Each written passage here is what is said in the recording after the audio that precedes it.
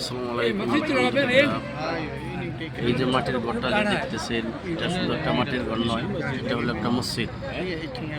আল্লাহ রাসূল সাল্লাল্লাহু আলাইহি সাল্লাম এই মসজিদটা তৈরি করছিলেন।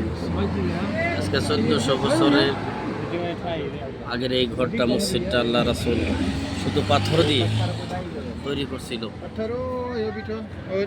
আল্লাহ রাসূল যে এই মসজিদে যে নামাজ পড়তে যে আসতেন, ওই যে পাহাড়ের উপরে যে বড় বড় দুইটা পাথর দেখতেছে, এই যে দুই পাথরটা কাফেররা নিক্ষেপ করছিল আল্লাহ রাসূলকে মারার জন্য। তো আল্লাহ রাসূল বলছিল, পাথর আল্লাহর হুকুমে যদি আসতেছ তাহলে আসো, আর কাফেররা যদি তোমাদেরকে পাঠাইয়ে থাকে আমাকে মারার জন্য, তাহলে আল্লাহর হুকুম ওখানে থেমে যাবে। আজকে এত বছর পার হয়ে গেল, পাথর দুটো ওখানেই আছে, কিয়ামত পর্যন্ত থাকবে, কিয়ামত পর্যন্ত থাকবে। এই ঘরটাই হলো আল্লাহ রাসূল এই মসজিদরা বানাইছিল। আলহামদুলিল্লাহ, আলহামদুলিল্লাহ, কত বছর পার হয়ে গেছে আল্লাহ রাসূলের হাতের মসজিদ।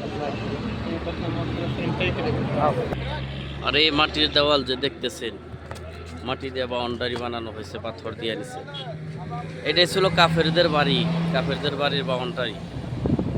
আল্লাহ রাসূলের অনেক কষ্ট দিত সেই কাফেরদের। এই বাড়ি ঘর এখানেই ছিল। এই যে মাটি দিয়ে দেওয়াল বানানো হয়েছে।